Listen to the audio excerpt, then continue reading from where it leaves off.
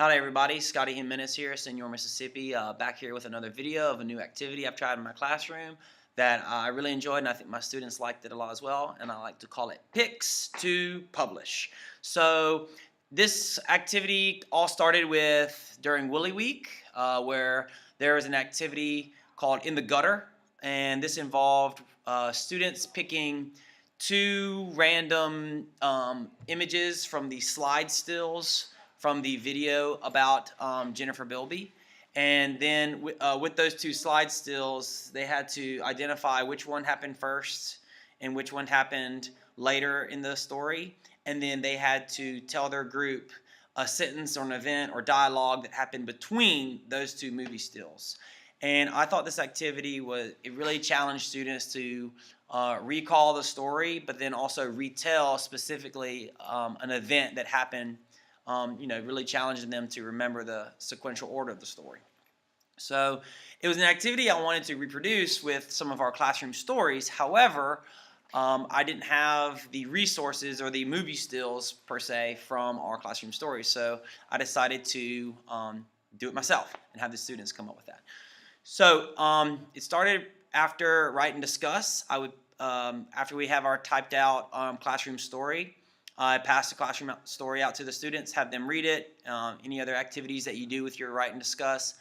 And then towards the end, had students underline 4 moments in the story that really stuck out to them, or 4 of their favorite scenes, or 4 of their moments in the story that they could really visualize. And one of those moments had to be from the description or from the introduction. So then on the back of their Write and Discuss paper, I had them draw 4 boxes, and then they had to, either at the top or bottom of those boxes, rewrite the sentence that they underlined. Then I had them illustrate that sentence from whatever portion of the story that they really liked. Kids, I was surprised to see a lot of students had different favorite moments or scenes from the story. And requiring them to pick one from the introduction gave me more variety of the different types of pictures to choose from when it came time to select 12 pictures. So once they've turned in those pictures to me, I go through them and I pick 12 of the, I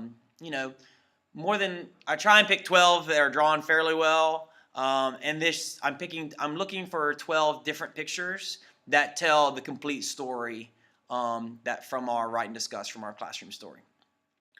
Once I've selected the 12 pictures, I cut them out and do some old school cut and paste onto a separate sheet of paper, and then make copies so that I have 3 sheets of 4 pictures apiece that tell the story from our classroom story. I then pass those pictures out to each group. They cut them out, and then that's where we get to do lots of activities with our different pictures. So the first activity, of course, is to have them shuffle up these pictures and then lay them out on their table or desk to put them in sequential story order. After that, I jump straight into In the Gutter, where students are picking 2 images from their stack of 12 and then have to tell an event or dialogue or part of the story that happens between those two stills. After that, if there's more time, I'll usually do a couple rounds of mata moscas or fly swatter. I use Q-tips in my classroom for them to identify the picture that I'm best describing. The following day is when we move into the publishing part. So this idea, I thought, wasn't sure if it would work out very well, but I think a lot of the kids took a lot of ownership with their version of the story. So within their groups, they have a lot of different tasks to complete in order to publish their story. Most of all, it involves coloring the stills that we've printed out for them, and then also rewriting the sentences into the book, and then also coming up with a glossary at the back.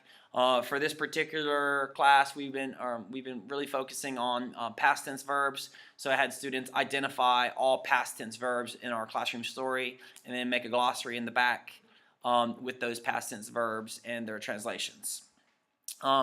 Once they've glued all the pictures and they've glued their glossary to the book, then we get a chance to bind it all together, and we have a new, short, little, easy classroom reader to add to our classroom library. So I hope this idea works for some of y'all. Let me know in the comments below, or if you have any suggestions or changes that you might add.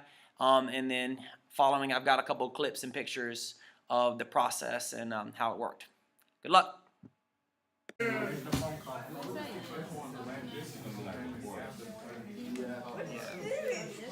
No, this one's gonna happen after he gets the cat eyes. Because he ain't gonna be able to see with the cat eyes.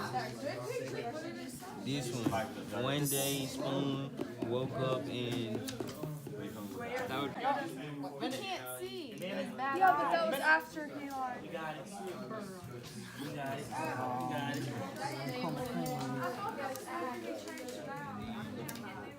This came. And this one Lady Ho. I don't like it.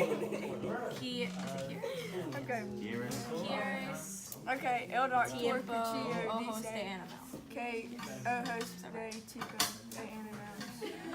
G-Say or D-Ho? D-Ho. God bless you.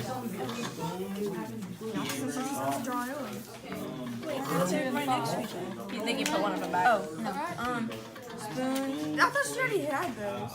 No, she already had that one. Oficina de Cuchillo. Perfecto. ¿Va o fue? Wait. Fue. That's right.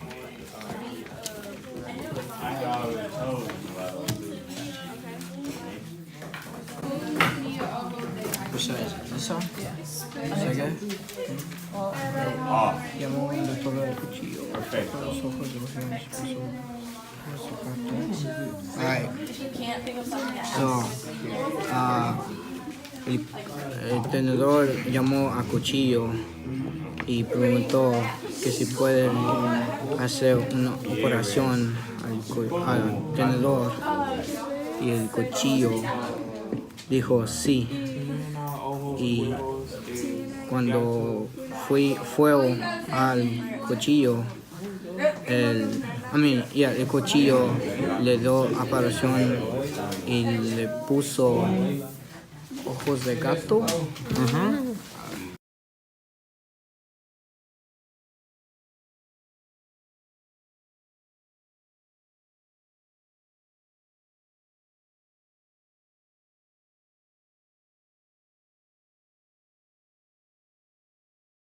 El doctor Cuchillo le dijo medicina a dormir.